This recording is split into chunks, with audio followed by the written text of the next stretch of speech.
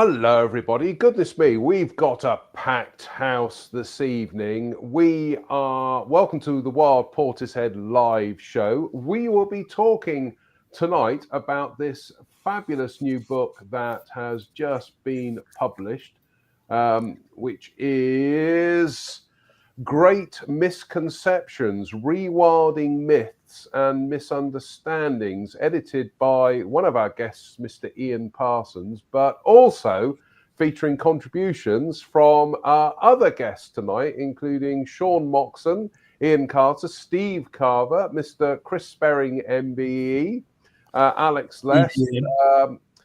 Goodness me, I'm not very good with pronunciations. How's that one go? My name is it?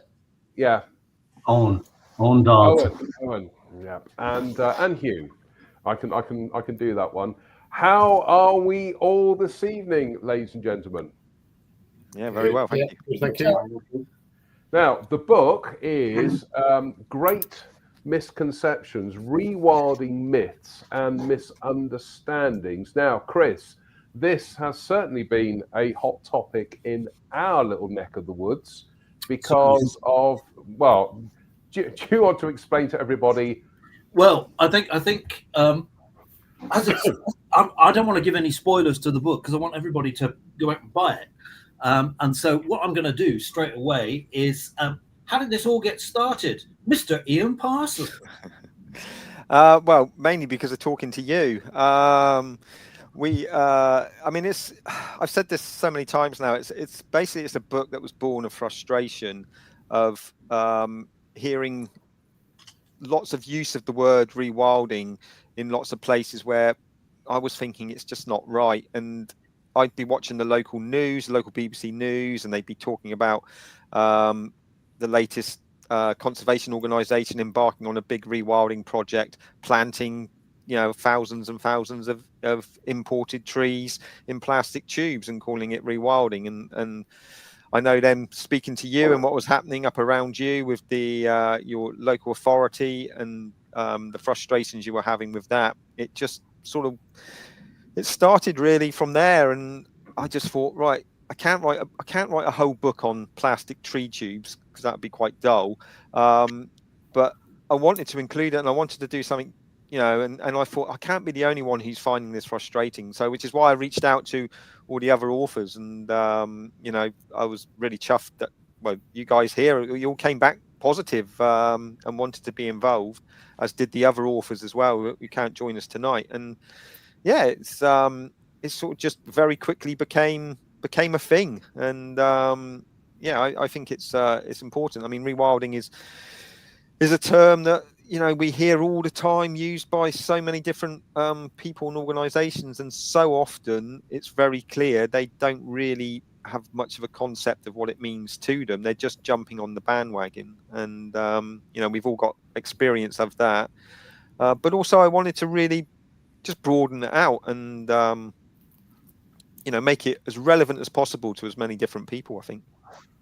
Do you think, Ian, that it's a bit of a double-edged sword, because the public probably these days are, I think it's fair to say, maybe more engaged with nature through a lot of programs we're seeing on the television and things like the BBC Natural History Unit, Planet Earth, shows like that, which certainly do seem to get the viewers in.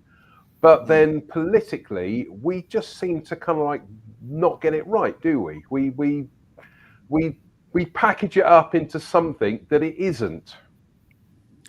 Well, yeah. I mean, the TV programs, I mean, they are better now than they used to be when I was growing up. When I was growing up, most wildlife programs were of some far off distant land. I mean, Africa was always a popular destination for them. I mean, programs like Spring Watch are very good in that they have a tremendous reach and get people interested. But like you say, politically, it's just not on the priority list of politicians, or doesn't seem to be. You hear lots of platitudes, but actual real action is often very far behind. I don't know if any of the others have any views on that. throwing it out there to you folks. I guess I'd say that in London, so my chapter focuses on urban rewilding, which is, maybe controversial misuse of the term in itself. But I guess in London with the mayor, there is quite a good commitment with the London Rewilding Task Force, and I think probably trying to keep pace with other cities like Paris and things that they're doing. So there's certainly a lot of talk and signing up to the National Park City Charter, and hopefully that's turning into action now. We're starting to see funding and so on behind it. So I think there are some positive signs in cities. Can I jump in and ask you a direct question, and that is, do you find there's a lot of public support for this in London? Yes, I do think there is, but I run a kind of campaign which is called Rewild My Street. So probably the people I'm talking to are the people who want to engage with this. Yeah. And there probably are people who are much harder to reach.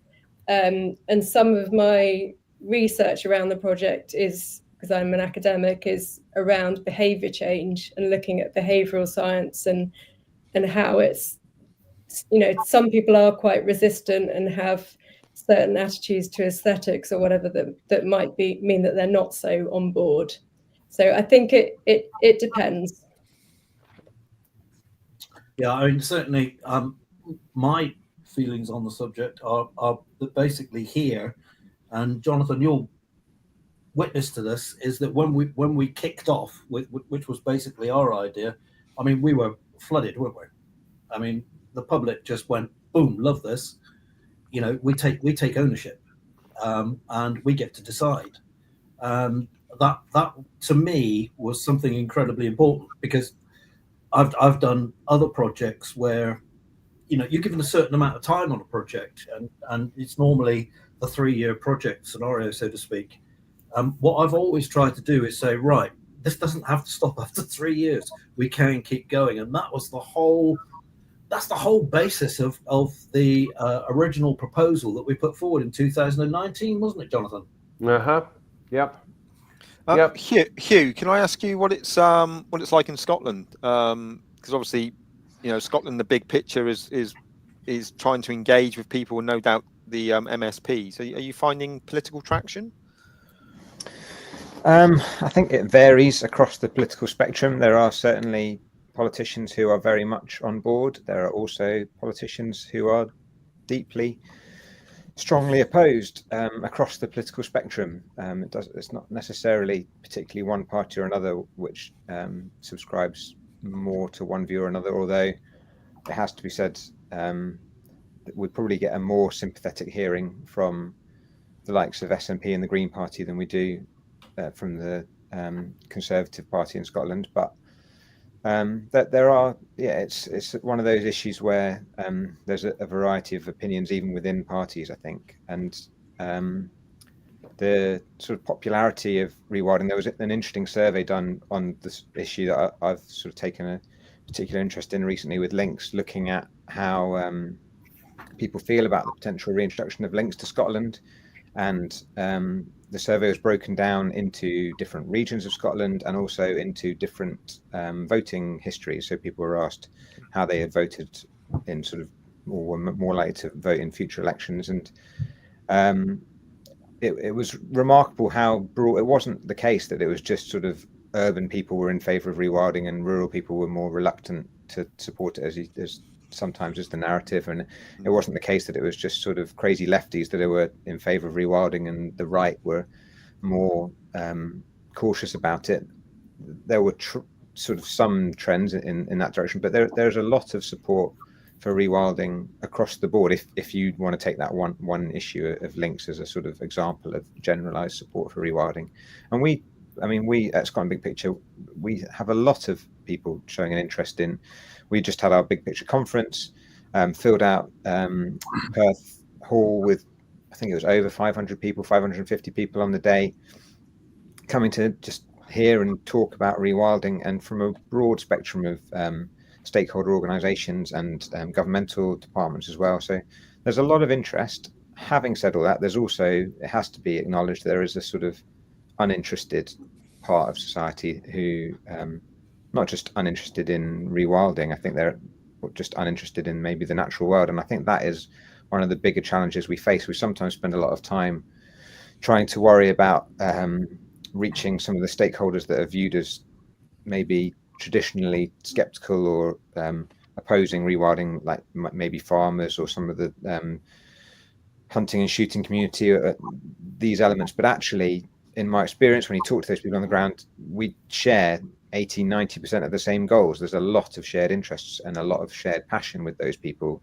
The people that maybe we should spend more time, in my view, focusing on are the people who just are completely uninterested and unaware of what is happening in the natural world. And that, in my impression, is more of a sort of urban phenomenon. But that's not to say that there are also people in the rural environment who really have no clue what's happening in the natural world around them. And that is a big challenge for us, I think. But isn't that a very odd dichotomy, Hugh, that we're talking about engagement, but as we just said, that the British television viewing public have a massive appetite for wildlife and nature programs. So why is there that disconnect when it comes to, you know, actual kind of interest on the, you know, actual interest in terms of their own, you know, their own communities, their own backyard, so to speak? I mean, it's particularly interesting to me with predators, and I think predators are easy to watch on television programs so that you don't have any of the real challenges of living with predators. You can just admire that lion that appears to be living in a completely wild, human-free environment where there are no problems. In reality, in all those places where they go and film those predators in Asia or in Africa, there are plenty of conflicts with those predators, and people are struggling to live alongside, and not just with predators, but animals like elephants, buffalo, lots of challenging, dangerous animals that these people are living with. And we enjoy watching on TV, but when we're presented with challenges in this country, we're generally not so good. We get very upset about quite small challenges, like a gull stealing someone's chips or a red kite allegedly flying over someone's garden. Yeah. What about an island, Owen? I know you bang your head against the wall with national parks over there and Sitka spruce plantations, but what's the general feeling in Ireland? Yeah, so I could be talking here for quite a while about the state of Ireland, so I'll spare you all of that. But essentially, things are really, really bad for nature in Ireland. I think, for example, I've been over to Scotland a few times, guest of Scotland, the Big Picture, Peter Kearns and et al. And there, it's very clear that A, nature is in a far better state than it is in Ireland, and B, that there's much more momentum behind the rewilding movement and the introduction of beavers and also lynx look like they might be coming down. Like, you know, here in Ireland. So I had a book just released there about 6 weeks ago that was photographs of pieces of rainforest all across the island of Ireland, north and south. And I took the photographs. I was kind of doing a lot of speaking engagements last year across Ireland on the back of my first book. So I used the opportunity to go and visit little fragments of rainforest that remain across the island. And, you know, what you're talking about to find these places is traveling endlessly across a completely just farmed landscape of cat, sheep, or Sitka spruce to find a tiny little fragment of maybe 10, 15 acres of wild habitat that's invariably trashed by overgrazing and by invasive plant species. So, and even in our national parks, as you mentioned yourself, Ireland's national parks are tiny. We've now got nominally 8 of them. Some of those wouldn't really, some of them are really tiny, but even the biggest ones, like Killarney National Park is the biggest one, and it's about 27,000 acres. But it's in absolute bits, you know. So it's almost impossible to find anywhere in Ireland that has, you know, even kind of semi-intact wild nature. And you've got massive, so the agricultural industry in Ireland is really, really important economically to the state. And it's also a really important part of the culture for all sorts of reasons that we don't have time to delve into now. But the result of all this is that you've got huge, very, very powerful vested interests who are fighting tooth and nail against any kind of change.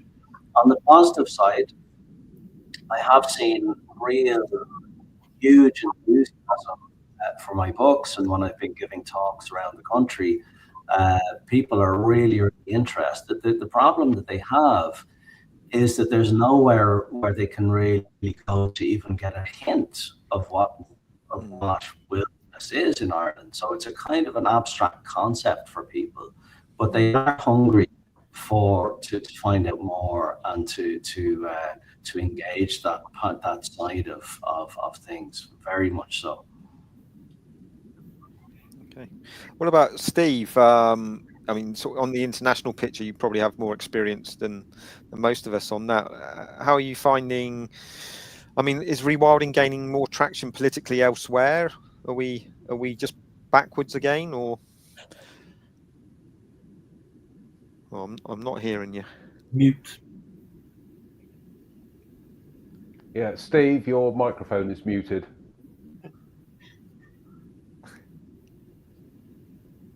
Can somebody send him a written message that he might see? Yeah, no, I've sent him a message to say can't hear you. Steve, your microphone, we're not picking up any sound on your microphone at the moment. How's about that? That's better. Okay, that's better. excellent. Now we can hear you now. Too many microphones attached to this computer. It's getting the right one.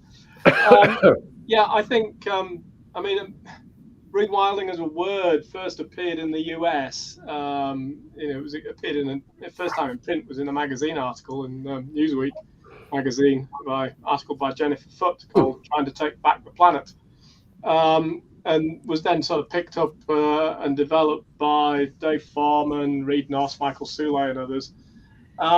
And you would have thought that, you know, with North America being this big continent, large areas of wilderness, excellent wilderness, that you would have thought that, you know, rewilding really has its home there. But actually, it seems to have really taken off as a concept more in Europe, and you know, the UK is one of the leaders there. However, you know, we have found in our work for the IUCN Commission on Ecosystem Management Rewilding Thematic Group and the Rewilding Task Force, as it was originally, the term has largely become somewhat watered down, and you might say that, well, that's necessary because, you know, transferring that concept from connecting up large areas of extant wilderness with you know, transboundary corridors, you know, at continental scales, really, you know, is a model which is difficult to apply at scale in Europe. And, you know, within the UK being an island, we are disconnected by, you know, a stretch of 20 miles of water, which means that, you know, if we're thinking about species reintroductions and connectivity to mainland Europe, then these are problems which we have to physically bridge ourselves. But it's not just a physical bridge, it's a cultural, political and sociological bridge that we need to create. So going back to the question, I think, you know, rewilding as a concept and as an idea has really found its home in Europe, and in the UK, Netherlands and other countries are really forging ahead with it. But it has become something different, I think, to what it originally set out as this cars, corridors and carnivores model. And I know the Lawton report, you know, said, you know, bigger, better, more joined, you know, better connected. You know, I think, you know, we have got some issues about scale here.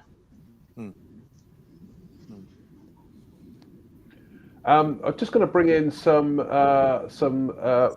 viewer comments here. Paul Gardner says, spot on, Chris. Public ownership is essential. Now, Chris, this goes back to what we tried to do, goodness me, 5 years ago, half a decade ago, when we had our public meeting here in Portishead of when we launched Wild Portishead. And the whole thing was that it should be public led. You know, you are following nature by allowing it to grow from the ground up. Yes, definitely. Chris, would you like to fill everybody else in on what our experiences were with regard to that? Well, go and buy the book. Well, I don't want to put people off buying the book. I don't. No spoiler alerts. But I mean, in a nutshell, I mean, basically, the project that we set off with was we never called it rewilding. No. And it was basically to, if anything, if you've got to add to it, it would be renature the town, so to speak. And it was based around the urban area. And basically, one of the things that I was very keen on was that we wouldn't be transporting trees in from the outside. We would use what we've got, and essentially then to increase the tree cover of the urban area. And I saw that at the time people were all talking about nature emergency and climate emergency, and I basically saw the trees as doing two things, and that is one, providing something for nature, and at the same time we've got some pretty low-lying areas here, and as we know, Jonathan, in recent times we've been getting floodier and floodier, and also we've had a few summers where the temperature has exceeded 35 degrees, and I saw trees as a major boost to that, and so I came up with I think I plucked it out of thin air, a 30% increase in the urban tree coverage. And it was the chairman of the council at the time that turned around and said, you might like to increase that to 50. And he was obviously talking about ash dieback, putting ash dieback into it. So yeah, ours was a ground up project. It was all about the people leading it. We gave them the information, and they would then act upon that. And the actual meeting that we had at the folk hall was absolutely rammed with members of the public there, and we set out that once the speaking was over and done with, we basically handed the whole thing over to the public and said, right, there's a map. Where would you like to see things? Where would you like to see new hedgerows? Where would you like to see new trees? Where would you like to see the grass growing? That then you're not going to be complaining about it because it's your project. So essentially, that's it. Yep. And then what happened? Well, yeah. Okay. Right. Then what happened was literally a month or so later, our district authority, North Somerset Council, announced its rewilding initiative, and that's where, you know, we were trying to get on board with them, as you say in your chapter.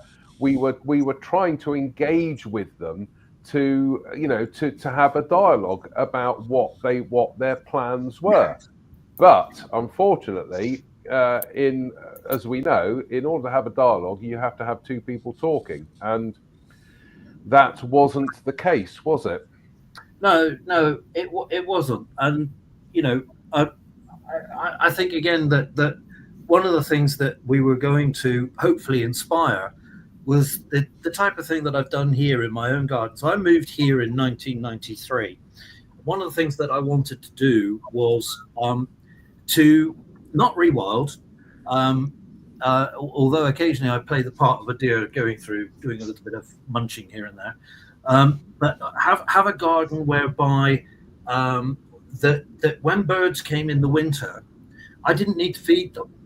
That basically, because of the you know, over the course of 10, 15, 20 years, the plants that would establish here and the trees that would establish here would help support them through the winter. Now, we have actually got somebody on the panel with us who is, if you go to the wider view now, who's written a paper about this, and this is one of the things that I'm really interested in, because at the beginning of my chapter I talk about succession. I know Ian talks about it, and Ian and I have had many discussions about succession, how important that is. But let's bring Alex in now, because Alex, of course, you wrote a paper about feeding birds in the garden, didn't you? Yeah, so led by Jack Shutt, who was a postdoc working with me, and his PhD was looking at blue tit diet, basically on a big rural to urban gradient in Scotland. And he found that even in areas which weren't almost nominally wilderness, basically up in the Highlands, like half of blue tit diet was peanuts. So we're sort of thinking about the ecological consequences of the fact that essentially we put out enough food in this country to feed the sort of the 10 commonest garden birds almost 10 times over, basically. And there's been quite a lot written on how that's restructured communities, and some species have done very well out of that. Things like blue and great tits and nuthatches and great spotted woodpeckers have all increased massively. Some species have decreased because of disease epidemics, things like greenfinches starting from the 2000s, and subsequently chaffinches recently. But in the paper, we sort of focused on the sort of impacts of competition. So essentially, by making some of the common birds commoner, we were sort of undermining the ability of some of the scarcer species to compete with the dominant species, basically. So we sort of postulated, and this has now been supported by various other papers, that things like marsh tits and willow tits, and possibly other species like the lesser spotted woodpecker as well, part of the reasons for their declines in the UK might be because we've made sort of common birds commoner by feeding them 100,000 tons of bird food every winter. And it's sort of a bit like, again, it's not rewilding, in a way. It's sort of farming wildlife, and it seems intuitively a good thing, but I mean there are consequences when we mess around with the sort of ecology of species and favour generalists over specialists, which is generally what happens whenever people do anything to the natural world, to be honest. So I think it's sort of made a powerful argument why it needs to be rethought, but there's still many situations in which it's probably really important. And in the middle of big cities, if people can keep feeders clean, then you're much less likely to get those sort of negative impacts of disease potentially. But then there's also no competition impact if you've only got common species, and it's often in those situations where it's the most important opportunity for connection with nature that people have. And so the amount of problems within major cities are probably far less than they are in more rural areas where there's lots of opportunity for potentially for ecological harm.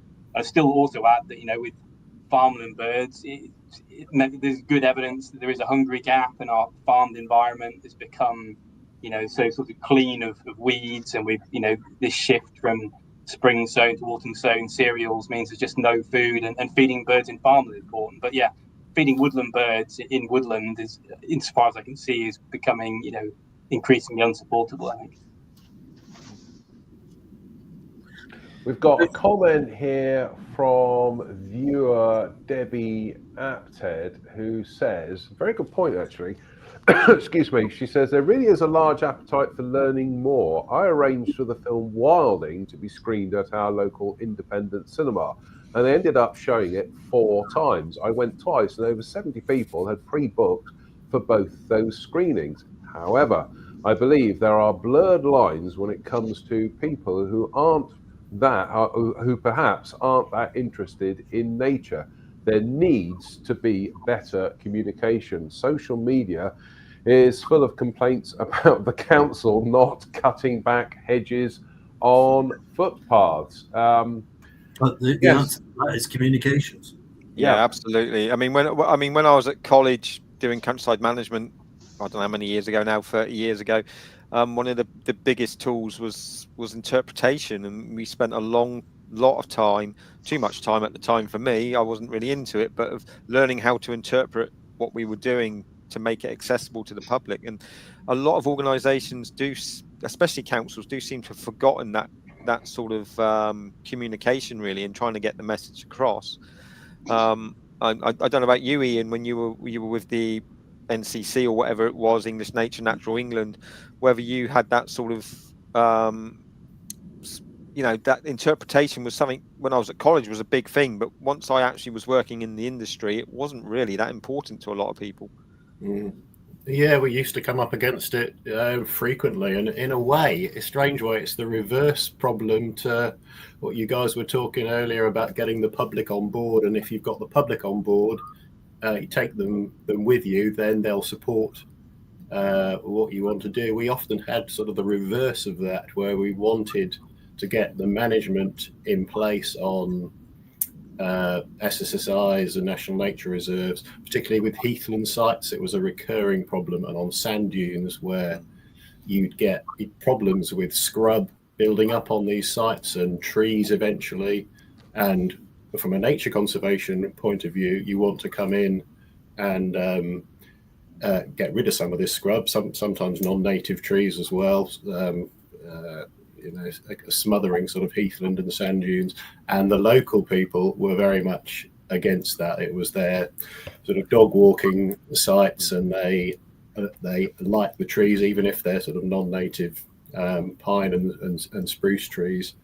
And yeah, I suppose communication is part of that, but some sites it was sort of seemed to be an intractable issue. In order to get the site in good condition from a nature conservation perspective and get back to the sort of semi-natural habitat support and all the species the site was supposed to be supporting, you needed to do this management work. But a lot of the local people that used the site didn't want it to happen. And yeah, that's a recurring problem. I guess that's the same sort of cultural inertia that values stone walls, I guess, in upland Britain. So I mean, it's people like what they used to and don't like change. Full stop. And the same goes with just tidiness in urban areas. You contrast the UK with Portugal and roadside verges or towns, and it's just an expectation of what the countryside should look like. So then it's just whichever stakeholder group shouts loudest. And yeah, that's quite interesting actually, because we had a comment here from Johnny Boxall, who says, "Hi guys, you missed the real point that I feel Debbie is making in the closing sentences." And Debbie's final thing was, there needs to be better communication. Social media is full of complaints about the council not cutting back hedges on footpaths, and I think this is one of the things that, if I'm reading Johnny's comment right, and Johnny, do feel free to correct me, Chris, this is something that we have come across here in Portishead, which is this expectation that things should be neat and tidy. Now, I can understand the need to keep footpaths, relatively clear and accessible, and I'm thinking of Slade Road Field. You've got that path that runs up from Slade Road effectively up onto Downside, which is just completely overgrown. That should, in my opinion, be managed. But there are other instances where actually you really do need to take a step back, don't you? Yes. Yeah. I mean, I don't know. I've never heard officially why they're not, for example, and I presume what John is referring to there are the complaints that we see on social media all the time about the fact that the paths haven't been sprayed, or the weeds haven't been removed from there, here, there, or everywhere. We can clarify that right now, Chris, because Debbie says this is the bit you are missing. The general consensus then is that this is all part of the rewilding exercise, when in fact it's probably down to lack of funding and nothing to do with rewilding. I absolutely agree, Debbie.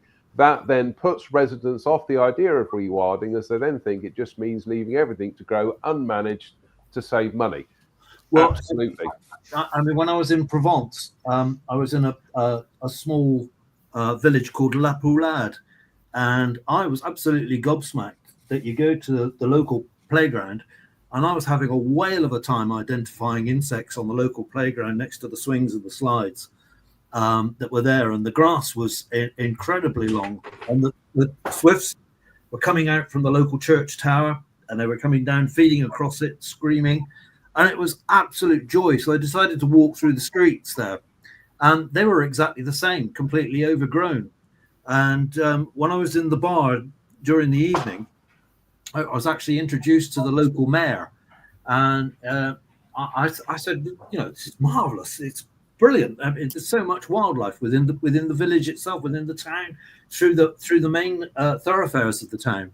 And I said, congratulations. And he said, well, so we haven't done it deliberately. He said, I have a finite budget, and he said, I'd rather spend that budget on people than I would on clearing the streets of a few flowers. Mm-hmm. We've got a comment here from Paul Gardner, who says, I don't think about funding. Our district council wastes lots of money on top-down initiatives. I don't think it's about funding. Our district council wastes lots of money on top-down initiatives that damage our town and have the wrong attitude. They think they know best rather than talking to local people and getting their insights on what needs to be managed and what does not. So I'll throw that open to everybody here tonight. Is what's your experiences of what's your experiences of your local authorities in regards to these kinds of things? And if we start with Ian and work across to Sean, go for it.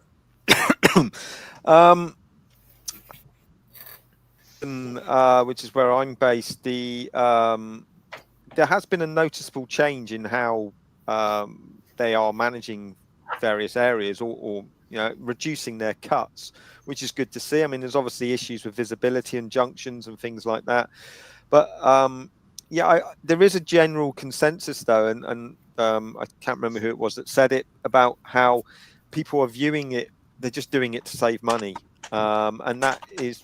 Yeah, it's probably not being done as trying to increase habitat as part of anything like no mow May. It's just being done really to save money, and there is that general perception, which I think many members of the public think. I think they see verges where my mum lives in East Devon. The verges were absolutely full of dandelions this spring, and it looked wonderful. But a lot of people were muttering that it's full of weeds, and the council were just saving money, and it's no good. And there is this massive societal block with people, I think, in this country. We are a very tidy, obsessed nation. We do like to see things neat and tidy, and I don't really know how we get over that. I think that's a major block for a lot of these areas within where people live in our bigger landscapes. And Steve obviously deals with much, with rewilding our larger areas, really, and the policies on that.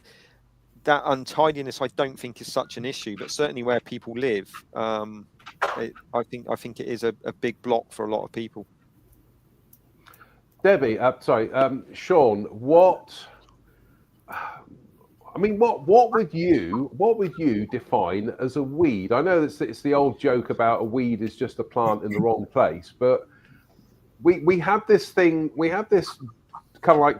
obsession about weeds, and yet I'm sure if Chris and I were to go out with the weed obsessed public and they say that's a weed, Chris and I would go, well, actually, it's not. It's a wildflower. How do we go about not re-educating people, but how do we go about changing perceptions about what are weeds and what are not weeds? So I think I mainly deal with urban areas and gardens, and I think I feel quite relaxed about it. I think we can have a mix of native and non-native species, and indeed that can help extend the kind of nectar season and help us adapt to more drought and so on from climate change. So, but coming back to this sort of bigger issue of aesthetics, and Ian was talking about this sort of expectation of management and care, I think, in places we live, so in streets, in gardens, in towns. I think I agree that there's a need for a sort of shift in perception, and we're used to we expect tidiness and sort of a slightly sanitized environment where we live. compared to maybe, say, you wander around German cities. It's quite a different attitude. I think in the meantime, while we wait for that shift to hopefully happen, we can have a bit of both. And as a designer, I'm an architect by training, I think having the contrast of some clipped hedges, some kind of geometry and kind of contrast with wilder areas, and also signposting of, telling people this is rewilding, this has not just been left because we don't want to do anything about it. I think those things can help with that education and acceptance that needs to happen. Mm-hmm. We got a very good comment here from Simon Ledbetter, who says, one of the issues with Debbie's point is the assumption that wilding represents rewilding. Perhaps Debbie also assumes this to be the case. It is interesting how this version of wilding has captured the public perception of what constitutes rewilding very successfully, if we see this as a sort of marketing campaign. As Steve says, however, rewilding has been diluted changed from its original conception, perhaps better said hijacked and made into something else. Indeed, not rewilding at all. Now, Chris, that touches on the fact, as you said, that when we launched Wild Portishead 5 years ago, one of the words that we were very keen to avoid was rewilding. Yeah, because to me it wasn't, and yeah, I think the closest we would have got to it was within the original plan. If we had, for example, a woodland, instead of planting trees next to a woodland, we would allow that woodland to step out, allow succession to take place. And I think that, but in areas where we had to plant trees, those would be trees sourced locally from the trees which already existed there, so to speak. So, and I think that whole, one of the reasons why I get so excited by succession, something I've talked to Ian Parsons quite a lot, is the fact of you're watching species change as the whole woodland begins to grow and mature, and for me that's incredibly exciting. I was going to say, Chris, that one of the things that you actually mentioned in the book. In fact, I am just going to. You mean you've read it? I'm just gonna go and show people Battery Point, Portishead. There we go. The elephant in the picture. Exactly, where they planted God knows how many hundreds of trees right next to where there is woodland that wants to extend outwards, and it, as you say in your chapter, it's that kind of clash between taking a step back and saying, look, if you want to do rewilding, nature likes to do it at its own pace. But force planting trees, that's not rewilding. It's afforestation. Yeah. And these organisations don't like that word because of the people think of Sitka spruce plantations marching up hillsides when you say afforestation, but that is exactly what it is. Afforestation is planting an area up with trees, and I've been told by NGO conservation organisations that, we need to plant trees here because trees won't grow here, which doesn't make any logical sense, because if your answer to the fact that trees won't grow there is to plant trees, well, then they're not going to grow there, and they invariably die of drought anyway. Yes. The biggest natural process that I think we forget is time. We forget that time is a natural process, and we are always in a hurry. And I say in my chapter about how many of these organisations now that advocate large-scale planting of trees for rewilding projects, as they call them, are governed by financial years. They're businesses now. And nature doesn't do financial years. Nature does what it does. And, if you leave a site, it will develop. It might not develop as we want it to develop, but that's what letting nature do its thing is all about, you know. But if you sell to your members an image of a beautiful oak woodland with carpets of bluebells, they're invariably going to be disappointed when it scrubs up with goat willow and blackthorn. But that is where woodland comes from. That's what woodland is. Going back to the comments about rewilding being hijacked, I think Steve, come on, I could see you chomping at the bit when you heard that. So well, come on. Talking about planting trees, I mean, everything's context specific, isn't it? I mean, I know that's a bit of a cop out, but you know, take Coryphon Wildwood for example.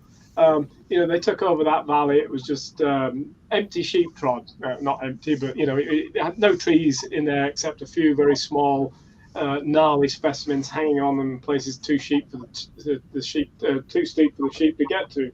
They had to go in there, and they did it using local seed source, and they planted using maps derived from ecological site classification. So they were planting right tree, right place, and they were planting understory as well, so not just a tree species. So I think there are good examples of tree planting, but wherever possible, yeah, you're absolutely right. You know, you utilize natural regeneration wherever possible. But let's just roll back a bit and talk about succession a bit more, because I think, you know, again, about context and about geography, I think rewilding is really about giving nature the space and the time to dictate its own trajectories. And so earlier we were talking about outcomes, and we were talking about favorable conservation status and all of those things.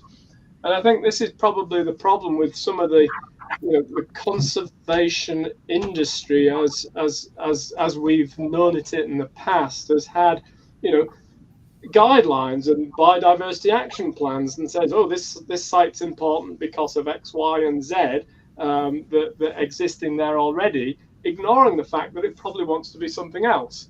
And so Lowland Heath, for example, wants to scrub up and become a forest. And yeah, okay, disturbance mechanisms, large herbivores, etc., might keep patches that open, but it does want to become a dynamic mosaic of heath, grassland, scrub, trees, woodland.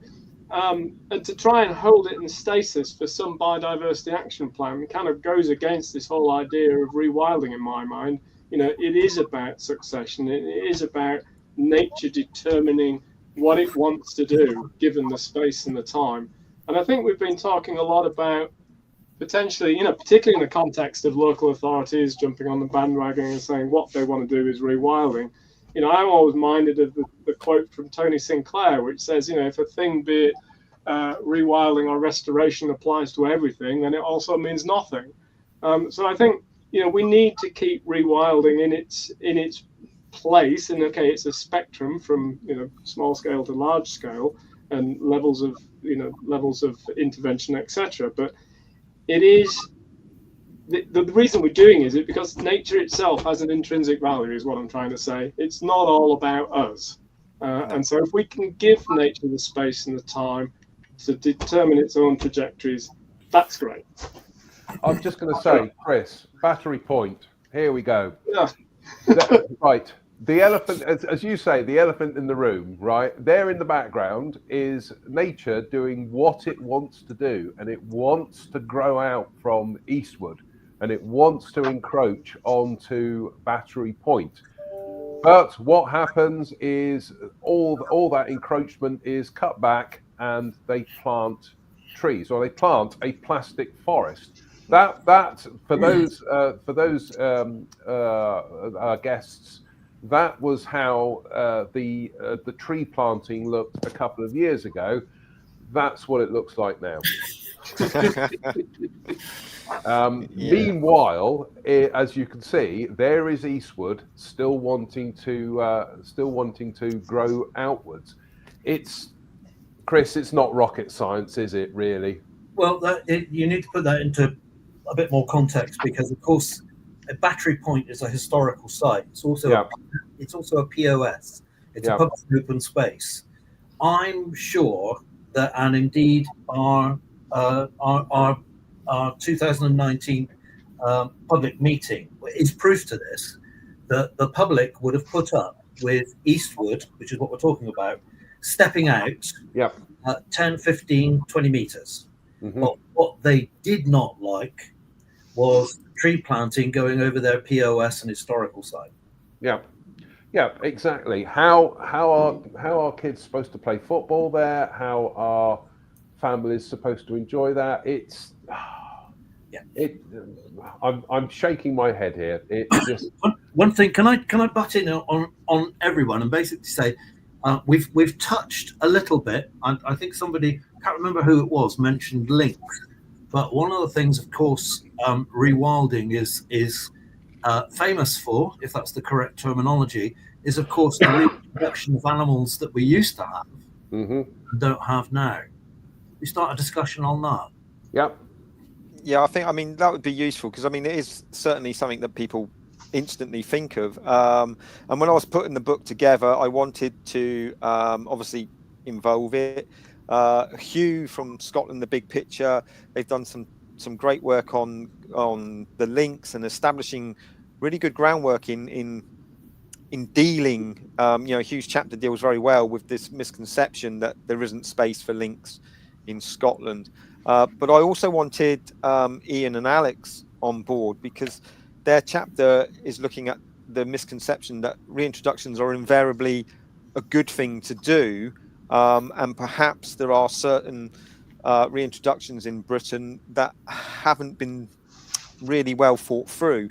And you've got to be careful, because using your Battery Point example and calling that rewilding, that upset a lot of people, and then that puts those people off what rewilding, they don't like rewilding because that's what they associate it with.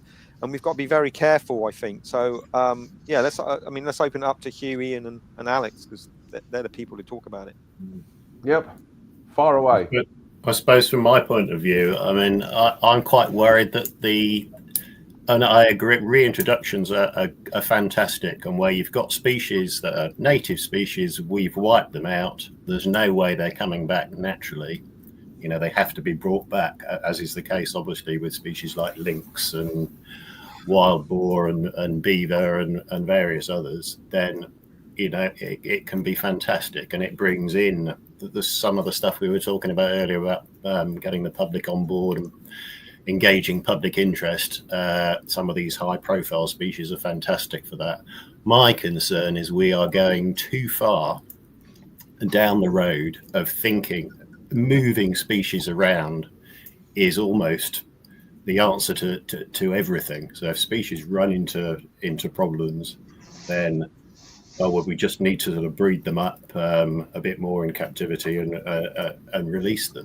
And there's all sorts of projects. It's become sort of mainstream conservation. We're shifting species around all over the place. It's taken up quite a bit of conservation resources, money that could go towards other things. And I just worry that we're taking our eye off the main, the main ball, if you like, is that, what everything needs, what wildlife needs generally is habitat.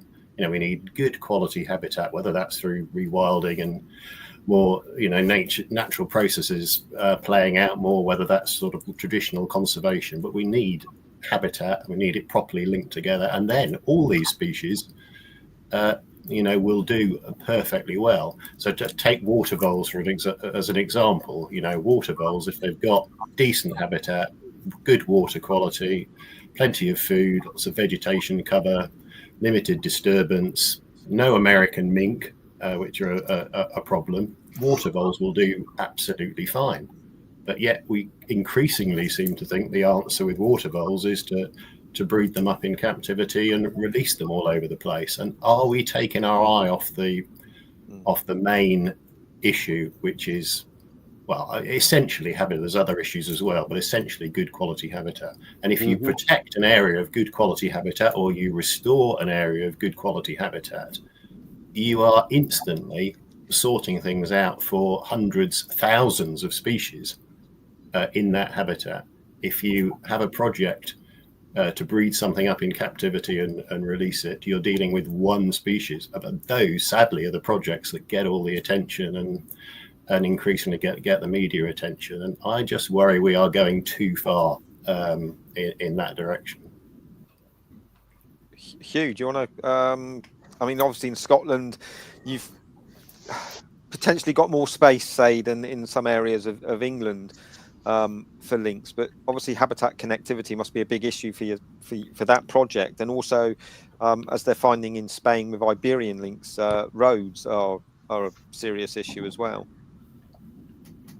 Yeah, I don't know if lynx is actually the best example with the issue that Ian's talking about there about the importance of habitat, because lynx were increasingly learning less fussy about habitat than some other species, and certainly don't need sort of pristine wilderness to the extent that has historically been imagined. If you have a conifer plantation that's got roe deer in it, as most conifer plantations do, then a lynx will be quite happy in there. And in terms of road network and human densities, I don't think there's any issue in Scotland. We have a very low density of roads. We have a low population density in the Highlands, and some of the scientists we've been talking to in Europe with lynx, they're increasingly finding reports from Switzerland and recently from Germany about lynx moving into really sort of peri-urban environments. I've got satellite fixes from a lynx that's living on the outskirts of Bern Airport in Switzerland. Wow. The Harz Mountains, they're moving out of the national park into the farmland surrounding that sort of wooded island that is Harz Mountains. So lynx are really quite tolerant of, or more tolerant than we previously realized of human landscapes. I think what's also interesting about the point Ian was making is obviously if we can sort the habitat out, it benefits a lot of species. But two things I would say about that is, one, obviously you may still need reintroductions in some cases if there's no route for animals to get there. You can have the perfect habitat, but if there's no way for an organism to get there, we are left relying on reintroduction. And also this idea of time that was touched on earlier, about how we just need to give nature time, and that is true ultimately, I guess, in terms of if you gave nature enough time, then everything would make its own way back one way or another, or it would evolve into those environments. But I am also conscious that we are in a climate and biodiversity emergency, and this is a moment of crisis. And so I'm not sure that time is always a luxury that we've got. I can see Alex wants to come in on that, so I'll stop talking. Yeah, well, it speaks to various different themes, actually. One of which was control, which Steve's mentioned as well. And I think that there's an element of that with reintroductions, right? We're not letting natural processes play out. We are seeking to influence what's happening. So I think we argued in the chapter that it's more pure rewilding to let natural processes happen. Obviously, in the absence of a land bridge, we won't get the mammals back. We can't restore those species without those things. So I'm totally in agreement. I guess we were, as ornithologists, maybe focusing more on the birds. And you sort of speak about time, but I mean, when I started birding, there were 2 species of heron breeding in the UK, and now the Somerset level 7 or whatever it is these days, and the change is happening incredibly rapidly. I mean, all sorts of odonata, dragonflies moving northwards, plants. I mean, it's incredible how quickly things are happening, and even more so in the marine realm, which is just I mean, the whole of separate approaches, the entire ecology has changed in the last 5 or 6 years. So I think we seem to think it's going to take a long time. Also, to speak to the idea of it is a climate and nature emergency, but that sort of most of the big changes happened in the last 100 or so years, right? And most of these things we've lost, all the mammals were lost 1,000 years ago or more. So I think it would be great having them back. I don't necessarily think that's going to fix the climate emergency any more than it sort of fixed it in mainland Europe, where those species are back. They're still they're in those habitats performing those functional roles. But the emergency is the fact that we've just lost all the specialists, and a roe deer can hang out in a conifer plantation and be eaten by a lynx, and you can have, or it could be a seeker, and maybe the lynx are big enough to eat that, or a Chinese water deer or whatever, right? But you can have an incredibly depauperate system with large predators, which can still be a climate in ecological emergency.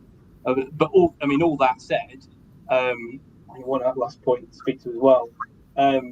Just for me, it's just this whole idea of natural processes, and I think where we've got the opportunity, I think we ought to be a bit patient with some disclaimers about, in the case of beavers, they're not going to get their own. They do create and maintain habitat and do things which is fantastic. But I think a lot of arguments are made for other species. I think you also argued if we end up saying, we have to have these species back on relatively flimsy ecological evidence of their keystones, I think that almost undermines the fact that we should bring them back because we drove them to extinction in the first instance. So I think that's maybe a slightly conflicting line of arguments, but I think there's a lot to unpack there.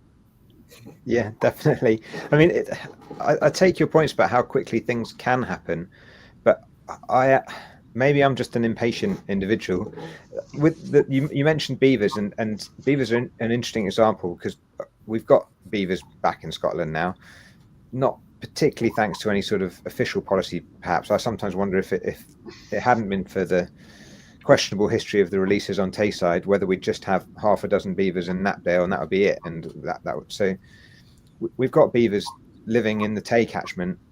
Now, if they were just left to their own devices, they would eventually spread out over Scotland. They would spread up the coastline. They would get into other catchments, Speyside catchment, Findhorn catchment, and so on. That would happen eventually, but it might take 50 years, 100 years.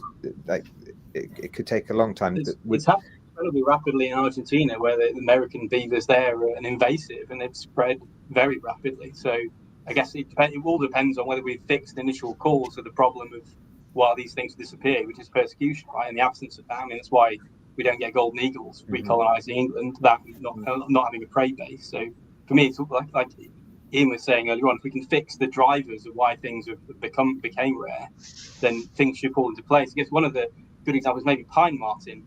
And given that I hadn't realised this, but apparently the one that was at Spurn Point, that was obviously from Dalby Forest, and seemingly they think that's natural colonisation from Northumberland, which is natural. So then they've moved incredibly fast, and Polecat did that historically as well without any help. So I think even with the smaller things, I mean, it can be really rapid. I mean, assume the New Forest ones are maybe illegal releases, perhaps, but if they made it to East Yorkshire in double quick time, then presumably if people leave them alone, then they'd be reaching the New Forest in 2 decades, if not less time. I just butt in and say that where Wild Portishead is based in Portishead, we do have a new kid on the block, and the new kid on the block is pine marten. So I began to look at where the heck did they come from. We've got the Forest of Dean release, which took place, which was, I think, it was 15 to 20 animals, something like that. But when I delved in a bit deeper, it seems as though it's quite likely that ours have actually more than likely come from the New Forest. And that population has been there for some time and has had the opportunity to expand naturally, so to speak. But anyway, that's news off the block. We've got pine marten. I'm just gonna jump in there. Chris is got quite a good audience tonight. Viewers' comments. Viewer Dave White. Anybody who's seen Dave White's photographs, he's an absolutely brilliant wildlife photographer. He says Avon Way was complained about many times on social media. There's a surprise. Uncut grass for a couple of years now, yet having taken the time to look, I have seen more species of butterflies, dragonflies, birds, etc. than most of the official rewilded areas. People need information and help to see the advantages. I absolutely agree 100% with Dave there. Simon Leadbeater, I do apologise. I was thinking of Margot Leadbetter from The Good Life. So Simon Leadbeater, do apologise. Paul Gardner says, quite agree, Dave. Dave White, our council is very frustrating. They have stats on the species and numbers of each species on each square metre of uncut grass, but keep the numbers to themselves. Really frustrating. And Paul there speaks from a position of experience. Olwen Jones says councils just want to tick boxes to be able to say they've done something to combat the climate emergency that they have declared. I'm just scrolling down. Ruth PC. Hello, Ruth. She says, isn't one of the arguments that some of the reintroduced species will help restore the habitat? So by bringing some species in quite early, we are helping the habitat and therefore all the species it holds. And I think, Chris, there, again, excuse me, we can go back to the reintroduction of beaver, can't we? Well, I can see Ian wants to say something. Yeah, I think Ian's chomping at the bit here. That's a really interesting point, and I struggled with that in writing the chapter actually, because you have that trade-off. So on the one hand, absolutely, really good flagship reintroduction projects with high profile species where you do some of the sort of habitat restoration work, linking habitats up better, and all the public relations work that goes along with that. And also in sort of tackling sort of key issues that affect a wide range of species. So some of the red kite stuff was about getting red kites back, but it was also about tackling issues with illegal persecution, problems with rodenticides and lead poisoning, and using the red kite and all the public interest in it to try and tackle some of those wider issues. So you've got that side of it, and I agree that that's very important. But I think if you go too far, so yeah, where you've got species that have been wiped out, we've got a chance to put them back. They were unlikely to get back naturally within any reasonable time frame. Then reintroduction, I think, is absolutely fantastic, and it absolutely has its place, as we recognised in the chapter. I think that the danger is if you go too far down that route, that almost any conservation problem these days, the first thing you think of is can we release them more? Curlews are struggling at the moment for all sorts of reasons, largely to do with habitat and also predation. But the answer in some quarters is seen to be breeding them up in captivity and letting them go. And that is, at best, it's buying a little bit of time, maybe. At worst, it's really distracting, potentially, attention away from the main problems which relate to habitat. And we see that with other projects, golden eagles potentially in southern Scotland, where we just need to really tackle illegal persecution. Hen harriers is now the brood management scheme, which is all about fiddling around with rescuing young birds and rearing them in captivity and releasing them. And again, you just need decent habitat and for people to stop persecuting them. So it is a really fine balance, I think. And my concern is that we're going too far down the route of thinking breeding things up in captivity and releasing them is the answer to a lot of conservation problems. And I worry we're taking our mind off the main issues. Yeah, Ruth makes the point. She says persecution is a huge barrier to natural progression. We have to stop that as a priority in the biodiversity emergency. And Dave White also says, isn't it still permitted to shoot snipe, woodcock, etc.?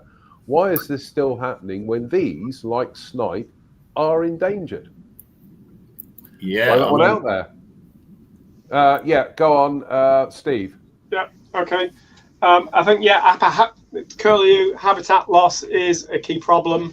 I mean, a lot of their favoured habitat has been sort of grubbed up and, put under the hoof and the plough, meaning that their redoubt habitats are, up in the uplands, rough grasslands and moorland. One of the key problems as far as I see it, and which relates to those comments we've just seen from the audience there, is it's not just about loss of habitat, but it's also about unnaturally high numbers of game bird species, because they just create the right conditions via symbiosis for unnaturally high numbers of mesopredators. And when the mesopredator goes out to hunt, it doesn't make the distinction between a game bird and a vulnerable red list ground nesting bird like a curlew or a plover or a lapwing or oyster catcher. And so we create effectively a spillover predation effect from high numbers of game birds leading to high numbers of mesopredators, which then is a vicious circle requiring more and more predator control. So yeah, I just put that one in there. No, that's a very good point. So the answer to that is then to bring in bigger predators. Well, yeah, I mean, mesopredator release is part of the problem, but it's also about stopping these unnaturally high number releases of game birds. I mean, 50 million plus pheasants and partridges released into the British countryside each year, and grouse moors managed intensively for single game bird species, red grouse. That to my mind is a real problem, and all of the persecution of those predators of those mesopredators that we talked about earlier. Can I come in on that as well then? Yeah. So just to add to that then, I mean, I guess why you ask the question, why are people releasing 50 million pheasants? And that's evolved because the populations of what people were shooting historically, things like grey partridges, have collapsed because the farmed environment can no longer support them. And yeah, things like woodcocks maybe less of an issue. Like 1 million of those come every winter, but then there's problems with a breeding population of woodcock, which is very, very low. And then the big arguments about seasons for woodcocks. But really, if we had a model where this sort of consumptive use of wildlife mirrored perhaps more what we see in North America, and less like we have this model here where it's something really only for rich people to do. Maybe we haven't got enough land for that. Maybe Steve can answer that question. But if we were approached the model more like that, then there would be enough wild game. But as it is, there isn't. So we have to put more wild game into it, and you end up with a bird again, because we're feeding 200,000 tons of bird food to pheasants and partridges, and creating all sorts of potential spillover impacts, some of which are maybe mopped up by gamekeepers killing all those mesopredators, but then also killing the larger predators, raptors, which would be killing those things. And then at the same time, we've got mesopredators, foxes, badgers, crows benefiting from the farmed environment to urban areas. So there's also a lot more causes of mesopredator spillover as well, and some of that might be dealt with by larger predators, though there's just so much abundance of food in the Anthropocene. I doubt even with incredibly high densities of goshawks they'd really make enough of a dent on crows. It's just the Anthropocene to an extent. Owen, what happens in Ireland? Do you have big game shooting pheasant releases like we have over in Britain? We do. I hope everybody can hear me, because I've only been hearing about half conversation up to now. But yeah, we have massive release of pheasants here in Ireland. I'm not sure if it's to the scale of what you have in the UK. One of the big problems here, there are no figures. We don't know how many birds are released per year, but I'd say it's probably, it's probably, in terms of area and population and so on, it's probably roughly similar to the UK if you were to reduce down accordingly. And as others have said, the effects are catastrophic. I have trail cameras in my forest for seeing what comes and goes through the place. And one of the things or a couple of the things that drive me absolutely nuts are seeing pheasants walking through, hunting for any kind of invertebrates or small mammals that they can come across, and also cats doing the same things, domestic cats.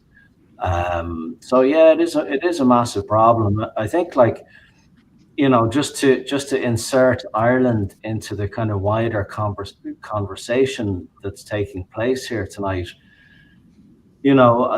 just things that there's so little, in terms of native wildlife in a lot of Ireland. You're a lot of all you're looking at is foxes, badgers, and a couple of other species, maybe stoats, pine marts. So there are various reasons for that. Part of it is being an island that's further away from the continental mainland. But it's also just, I think, that where nature has been driven out more here, which surprises a lot of people to hear that, because the population of Ireland is quite low. But it's just that, the landscape is relentlessly farmed to within an inch of its life. Excuse me. Yeah, one of the things I was surprised about in conversation with you was that sika deer in Ireland are actually a protected species, which just baffled me. And you've got red deer there as well, and sika deer will interbreed with red deer, and that just dilutes the that natural wild population of deer that you have. And I don't understand how you can have sika deer as a protected species. Yeah, well, I don't understand it either. It's just, I mean, there are so many things here that would literally want you to bang your head off a wall, and I'm often tempted to do that. I mean, really, what's at the root of a species like Sika, which were introduced into Ireland in 1860 from Far East Asia, and then were kind of passed around various kind of landed estates as the thing to have.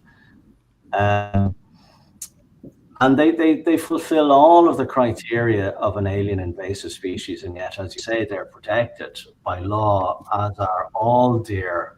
So the deer species that we have in Ireland are just Sika, fallow, and red. And really only red can be considered in any way native. There was even kind of disagreements about that up until relatively recently. Are hybridized in Wicklow and places. They're not doing that so much down here. There isn't really any evidence that that's happened down in the southwest. But the reason why Sika are a protected species is because the people who have managed to portray themselves as experts on all things deer are the deer hunting organizations. Their primary input, their sole interest really is in having lots of stuff to shoot. So, you know, they don't want Sika declared as what they are, which is an invasive species, because it would mean them having something that they enjoy shooting far less widespread, heavily cut.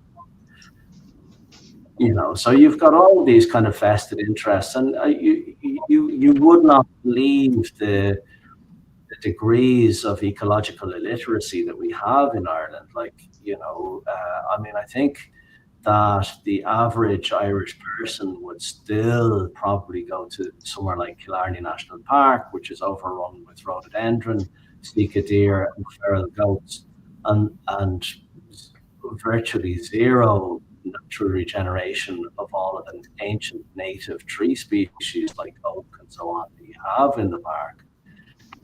Most people are going to go there and not understand that there's anything wrong, you know? But again, coming back to what I said, that there is a feeling, I do feel that we're seeing a massive shift now in Ireland, and people are starting to wake up. But we've got a lot to make up. You know, we're still very much behind. You see, that surprises me, Owen, because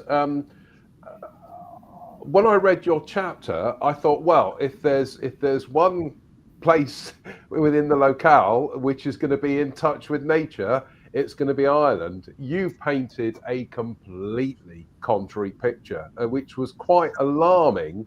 Some of the stuff that's in your chapter. Yeah, I mean, again, we could be talking for half the night about this subject. You know, it's nearly like that nature has disappeared here so much that there's just no connection. People have nothing to connect with, and you can talk about the fact that, you know, in the past the Gaelic culture that we had here in Ireland was far more connected to nature, and that was replaced by a colonial culture which was much more based on conquest, domination, control, and extraction. And that what seems to have happened here in Ireland to a large extent is that culture has been embraced and has kind of now dominates the way people see things, you know. But you also, I mean, again, just to carry on with that, you literally had a situation here for hundreds of years where people were scrabbling to survive because they'd had the land taken away from them. They'd been dispossessed of the land, and they were really struggling to survive, and you had numerous famines and mass mortality events. And in that context, very often the only place where nature was able to survive was in the kind of the estates that belonged to the land gentry, where they were able to, they had the luxury of setting aside kind of thousands of acres for trees and whatever else. Whereas in the wider landscape, nature was largely just driven out, and the result of all that is that very often there's a perception on the part of ordinary people, certainly in places like where I live down in the southwest, that nature is something for kind of rich people, and us ordinary folks, we don't have we can't, you know, it's not relevant to us, and for us it's all just about survival. So there's a lot to overcome in terms of kind of cultural layers that have built up over hundreds of years. That's actually not that much different in to what's some of the attitudes in the UK, is that you get people saying, you know, why should we be worrying about nature recovery? What about economic recovery? And in fact, I do believe it's Dave White makes a very good point in the comments. This excellent. He says, wouldn't a wildlife tourism model in wild places be economically more beneficial to the country than environments created, Scottish moors, to support shooting and hunting? Yeah, I agree with Dave, but yeah, absolutely. There's what I refer to as the land wealth power nexus at play here. You know, if you've got a lot of land, you're wealthy, and therefore you have the ear of those in power if you're not in power yourself. You know, so there are many wealthy politicians who own grouse moors. So yeah, that's what you're up against in that respect. And it goes back to the point made earlier by one of the members of the audience, that says that the problem we have in the UK is that we have a very small amount of land in comparison to nations like the USA that is in the public ownership. You know, we could have bought the uplands about 6 times over by now with the public purse, with the amount of subsidies that we've put into it. You know, okay, that goes against some of the cultural, you know, values and etc. of upland farming, etc. But, you know, the point is well made, is that we do not have large areas of public land which can be managed under a non-intervention, rewilding kind of basis in perpetuity. So we are relying on, you know, examples like Knepp and more recently near me, Castle Howard, you know, jumping on the bandwagon and saying, oh, we can make money out of some bits of not so good land by rewilding it. And I do worry what happens with these projects when, you know, the estate changes hand, or you know, things like that. You know, inheritance tax problems notwithstanding now, but yeah, it is a concern for me. Folks, we have been going for 90 minutes. Hand up, Jonathan. Sorry, say again. Alex has got his hand up. Oh, Alex. If you haven't got time, then I can... No. I was just going to say, we've been going for 90 minutes. We can certainly go for another half hour if you all wish. I'll take that as a yes then. Right, Alex, go on then. Well, I was just thinking that the idea of sort of making money, sort of maybe it mirrors what Steve's thinking. I live in the Peak District, which apparently is the most visited national park in the world, which it probably isn't, but obviously there's a lot of people come here. And people come just for the sort of topographic relief, right? They come to be somewhere that isn't in the middle of Manchester, the middle of Sheffield, and aren't necessarily engaged with nature actively. Maybe I'm sure they would appreciate seeing wild nature, but it's all open access land, so it'd be difficult to even know how we would make money out of those people, or if that should be the goal, to make money. I think I think it's always a danger if we try and replace those other activities and try and have rewilding replace that.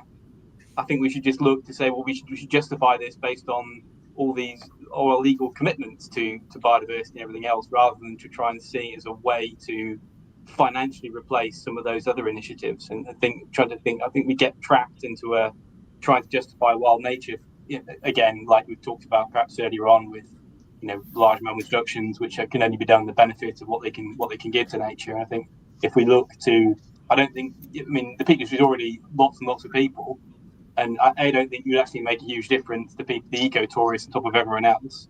And I think you'd probably struggle to make enough money to supplant grouse moors or whatever. So I don't think those people that run that would suddenly move into ecotourism. I think we should just stipulate that we need to do better by the landscape, full stop, rather than having to look for alternatives that make economic sense. But maybe I'm on my own. I'm certainly very worried about how we are beginning to monetize the countryside. More and more places you have to pay to get into. I'm thinking of places that I would certainly take the family to. Forestry plantations, we now have to pay for car parking. I know they've got to keep the car parks up together, but one of my arguments was when they first started doing this, I was given the option of actually becoming a member for £90, something like that. I could become a member of Forestry England, and then I wouldn't have to pay for car parking for the rest of the year. But my main concern about that is that there will only be a certain proportion of the population that will be able to afford that. They'll either clog up the local roads surrounding the forests, or they won't go. And are we removing people by monetizing it? Are we casting people aside? Especially when we're going through, it's pretty obvious that in terms of my life, which has been a fairly long time, but I can remember nature being far more accessible than it is at the moment. I was just going to say, Chris, that was one of the things I was explaining to somebody a while back about National Trust. I'm a member of the National Trust, but yes, you do have to be a member to access their estates and their buildings.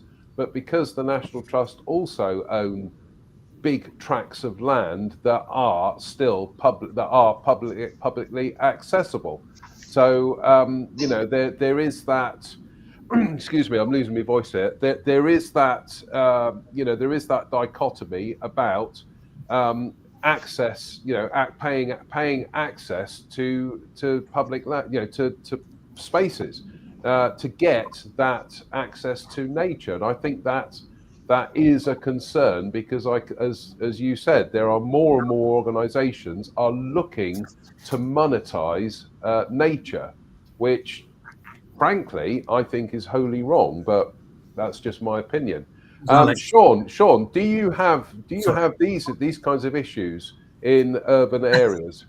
It's Sean, by the way. Tricky name as well. Sorry.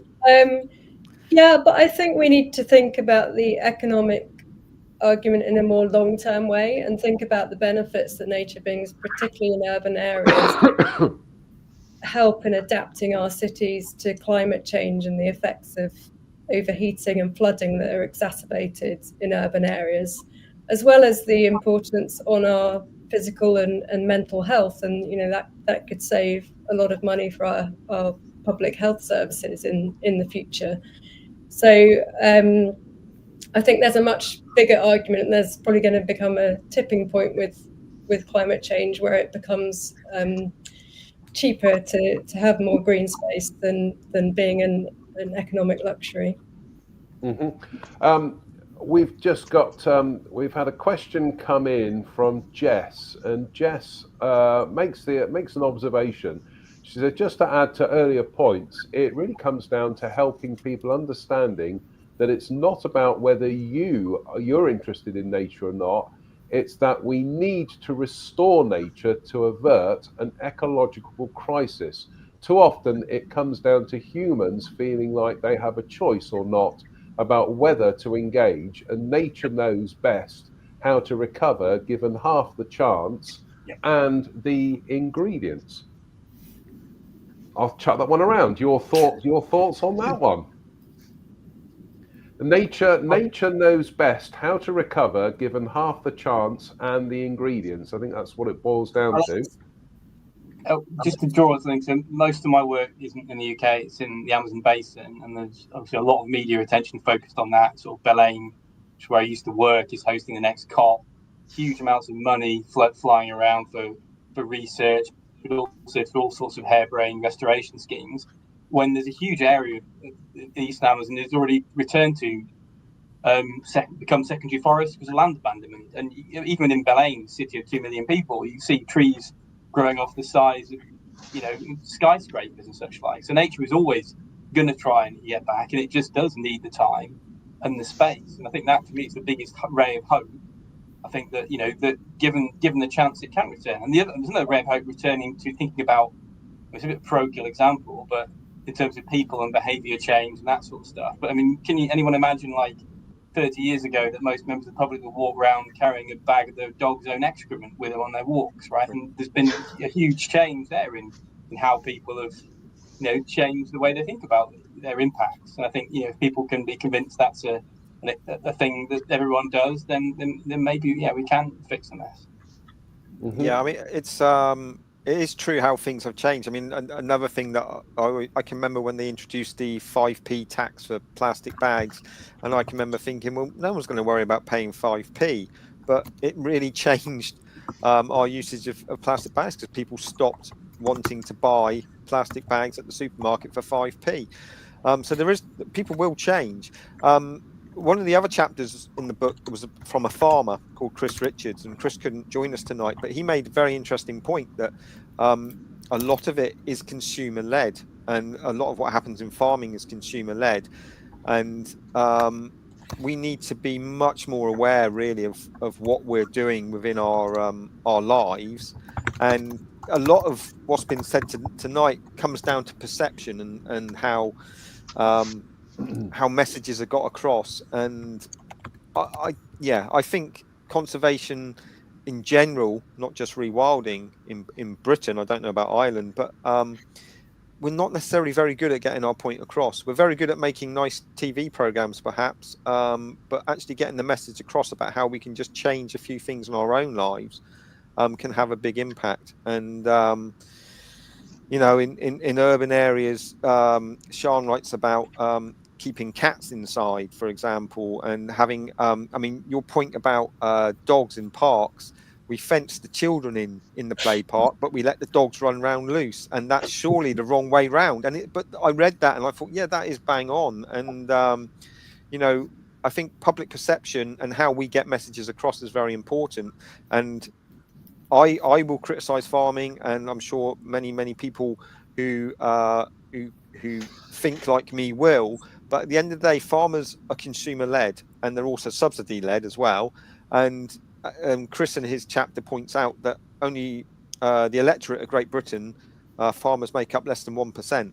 So they are a very powerful lobby, but they are farming subsidies that are being voted in for, whether we like it or not, by ourselves. And when we go to elections, and we very rarely speak to our MPs about what we think agriculture should be in this country. It is a consumer-led industry.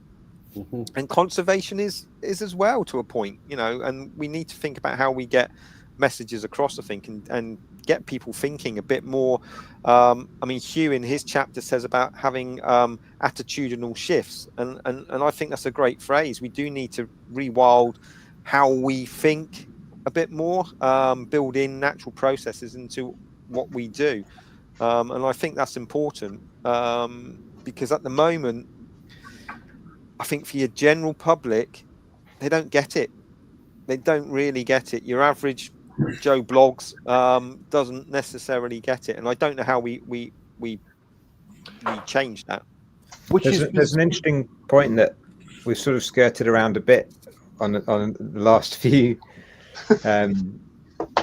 things we've been talking about, and that I think is how we and why we value nature, and that there seems to be some reticence about putting an economic value on it.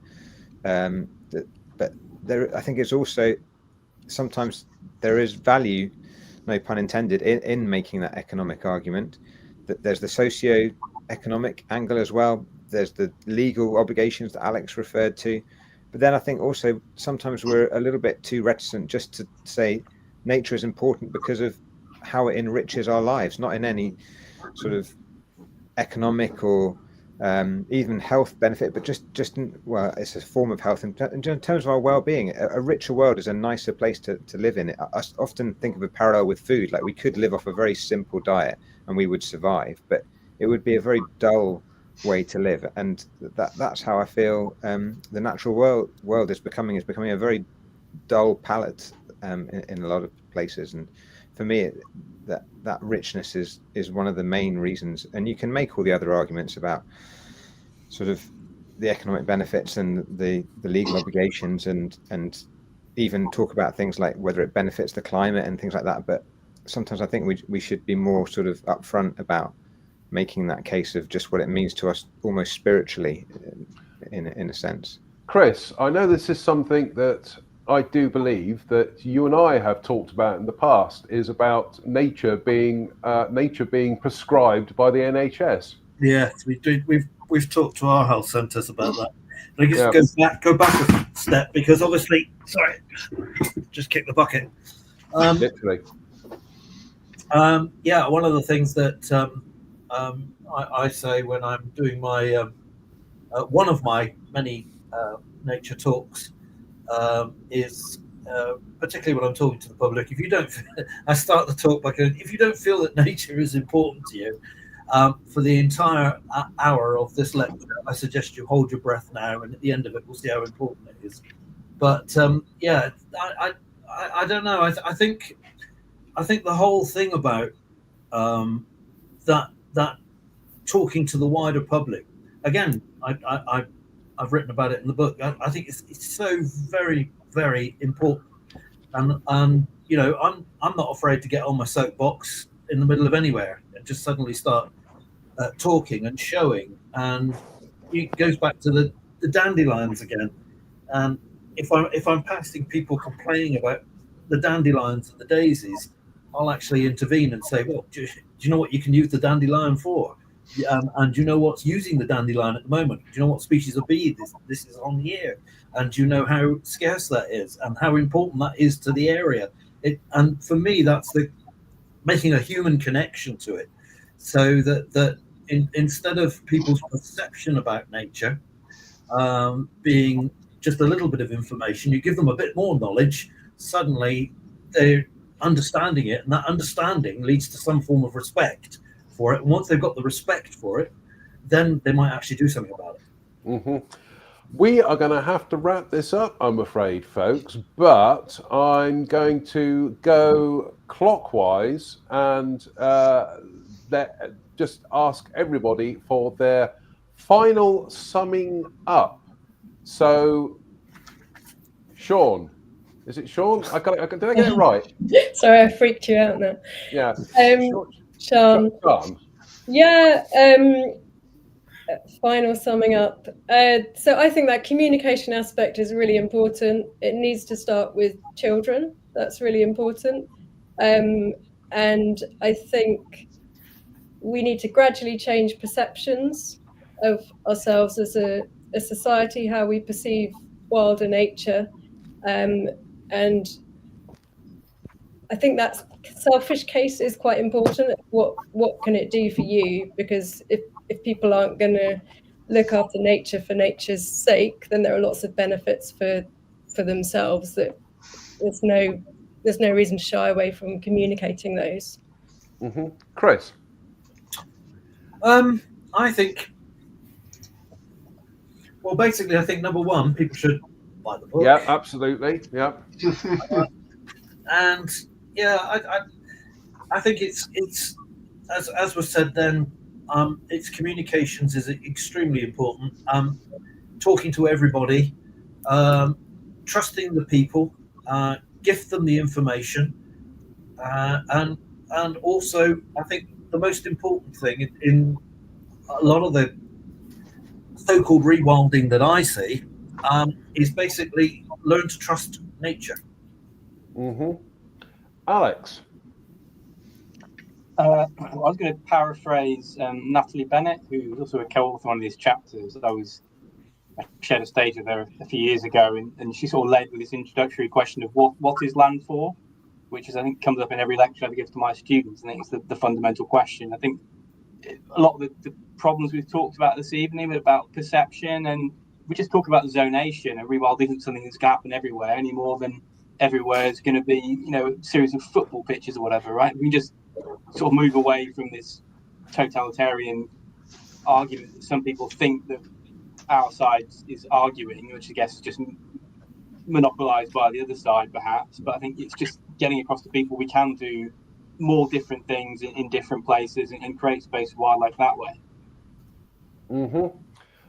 Ian, the one in the middle. The one in the middle. Yeah, it's not so much as summing up, a bit of a sort of side issue maybe, and a little bit depressing perhaps in terms of a point to finish on. But I always come back to just thinking about the habitats and the countryside around here in Galloway, southern Scotland. We've been talking tonight a lot about restoration and rewilding and reintroduction and putting stuff back and making things better and making good some of the damage we've done. I'm conscious that around here there are sort of lots of little fragments of really nice habitat, you know, semi-natural woodland, rainforest in some areas, in some of the glens. And these little patches of, you know, really high quality woodland habitat are on their last legs. I mean, partly it's ash dieback, but often it's just simply because they're unfenced and the livestock are in there. And when the old trees sort of topple down, the young trees sort of aren't able to come through because the livestock are grazing them. And I really think if we can't manage to save the little tiny bits of high quality habitat that we still have, then perhaps some of the talk about, you know, restoration and rewilding is, you know, maybe that's the next step. But let's focus on some of the bits that we still have and we are still currently losing. Steve, the floor is yours. Oh, thanks. Yeah. Yeah. Don't forget the geography. You know, I mean, we've got the COP 16, 15, whatever the numbers they are. You know, talking about 30%. You know, the 30 by 30 vision. Yeah, it's great, but where? You know, and I think you know, getting those kind of questions to the fore is really quite important, and not to forget that, you know, and that takes us down the route of discussing the land sharing, land sparing spectrum. It's not an either or; it's another kind of spectrum. You know, a little bit of this, a little bit of that, and at either end we have got, you know, 100% sparing, 100% sharing. But let's not forget that rewilding should recognise the intrinsic value of all species and ecosystems, you know, so the intrinsic value of nature. And that brings us back to, you know, our 10th principle and the guiding principles of rewilding, that rewilding requires this paradigm shift in the coexistence of humans and nature. You know, and recognizing the transformative change and optimism and all of that stuff that goes along with the rewilding movement. But, you know, at the end of the day, we're not just doing it for ourselves. And, you know, some people say the primary purpose of land is to make money. Well, it isn't. You know, it's about survival at the end of the day. And we don't survive on this planet, as Chris says, you know, without oxygen, without green stuff, without animals and all of the other natural processes which makes the world tick. Owen. Right. Well, if everybody can hear me, I would contextualize my final comments within the realities of the as they are here in Ireland, and I would say that it's utterly critical that rewilding happen in a way that works for the people in the communities where it has to happen. So in rural areas, and by that I mean landowners, but also the wider communities. And I think the most important step to making that happen is the first and most important step is financial, because in places like where I live in Beara, and you know, my neighbours are all sheep farmers, their livelihood, and you know, we can talk for as long as we like about what is wilding or what it isn't, or what the misconceptions around it are, or whatever else, but right now, if people their land is how they survive, and that has to be front and center, I think, in our discussions in how we move this forward. And I think it's utterly critical that we do, because, you know, as we're all aware here, we're living in an age of ecological collapse, and in nature depleted places like the UK and Ireland, rewilding is the way that we revert that. So it's utterly critical that we get it right. Hugh, your final thoughts, please. I'm not sure Steve will like my final thought, but I think I would make an appeal that we don't get too hung up on gatekeeping exactly what we mean by rewilding and what is and isn't rewilding and what qualifies, if you like. I think for me, the bigger challenge is that point we touched on earlier on about engagement and about getting more people to care about nature. And if someone wants to call something rewilding that we don't think should technically qualify, but it gets them engaged and gets them caring about nature, then for me that is the bigger win. And so rewilding, for me, the most important thing about it is about giving people hope that we can reverse these terrible declines in nature that we have seen for so long. And so whatever we can do to advance that message is the more important thing to me. And I think maybe Steve would be happier about recognizing the fact that rewilding takes place along a spectrum, and I think the sort of smaller end of that spectrum is every bit as important as the big end in terms of getting more people engaged and finding wildness in their own little local patch, where you can find real wildness at the micro scale, and that can get you engaged, whether it is pond dipping or in a nettle patch or something like that. That those are a really important side of wild nature for me.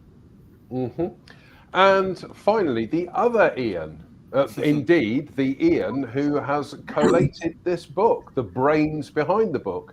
Can I just, sorry, Ian, can I just jump in? There's a wild animal just joined us. Oh, yes. I'm a guilty cat owner. Total hypocrite with what I said in my chapter. Blame my cover. Final thoughts. Well, I think rewilding is here, and it's something that we can talk about for a very long time. I've said though a few times recently that for me the most important space that we can rewild is the one between our ears, and I really do believe that. I think we need to think a lot more, both in our own lives, but also in everything we do, and our systems and the way that we live. As Hugh just said, you know, finding those little tiny bits of wonder can really spark an interest. And you know, there's been a lot of talk in Britain about having a GCSE in natural history or nature study, and you know, I can remember being at primary school and having a project was to have a twig off a horse chestnut tree, a non-native species, but taking it home and putting it in a jar of water and watching those sticky buds still burst out into leaf, you know, before they used up all their resources. And that memory has stuck with me forever. And schools don't have that now. And if we don't get children on board, if we don't start thinking how we can engage people and thinking about what we do with our lives and how we can open the eyes of people to wildlife without forcing them, but just giving them that opportunity. And you know, schools are a great place to start, because you know, we've all lived our lives, we've all worked in various sort of conservation type fields, and you know, we had our eyes open, but for many people they don't. And I really do think we need to start rewilding our mindset, our attitude. And you know, what greater way to start than with children, and really encourage them. A GCSE in natural history, it's a no-brainer, isn't it? It's an utter no-brainer, but it's not. You know, there's been some great campaigns, and there's been petitions, and politicians give it all the platitudes. But here we are, several years later, and still nothing's happened. Can we write the syllabus on rewilding? Sorry? Can we offer to write the syllabus on rewilding? Yeah. Why not? Yeah. I'm going to leave you all tonight with a slightly more positive thing. This was from a couple of weeks ago, and this was out in Claverham in North Somerset. I'm going to let you all recognise the bird, but I was visiting a friend of mine, and I suddenly saw that on the field. Oh, super. Yep, and it stayed around for about half an hour, and I managed to get a number of shots of it.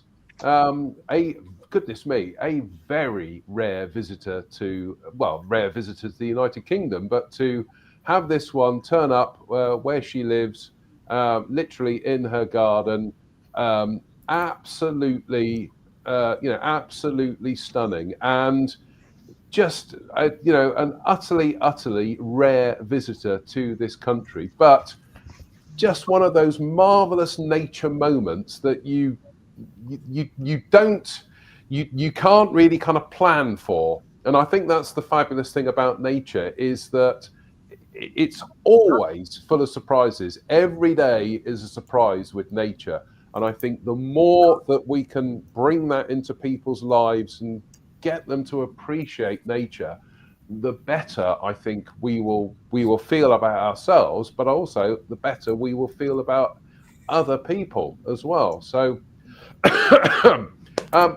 sorry, I'm absolutely dying with a cough and cold here at the moment. So on that note, I just want to say a big thank you to all our guests tonight. Yes, Chris, buy the book. A big thank you to Sean Moxon. Did I get it right? Yeah, there we go. Chris Sperring, MBE, Alex Lees, Ian Carter, Steve Carver, Owen Dalton, Hugh Webster, and Mr. Ian Parsons, who edited this fine book. So yeah, if you're looking for a Christmas present to get somebody, absolutely, really great read. On that note, we will hopefully be back with another live soon. And in fact, I'm just going to hang on a minute, Jonathan. Isn't it the Christmas one next? Well, there might be two Christmas ones. So we might have a Christmas one, then we might have a Christmas. We're going to do a live one at the pub, aren't we? Didn't we say we were going to do? We might do. I'm reminded, actually, you got a nice comment here from viewer Ruth. She says, "Thank you all for a great session, thought-provoking and informative." Viewer Ruth, you're going to be on one of our future shows. So there you go. Be careful what you wish for. Also, a big shout out to viewer Dave White. Dave, you're also going to be on one of our future shows talking about your beautiful wildlife photography. So there we go. So yeah, we will be back, fingers crossed, in a couple of weeks' time for another live, possibly from our homes, Chris, possibly from the pub. Who knows? Thank you, everybody, for coming out tonight. Yes, thank you to all our viewers tonight as well. We've had a bumper crowd. We will be back very soon. A big thank you to everybody tonight for joining us, and we will see you all very, very soon. So until the next time, from us all, thank you and have a good night. Take care. Thanks, everyone. Thank you.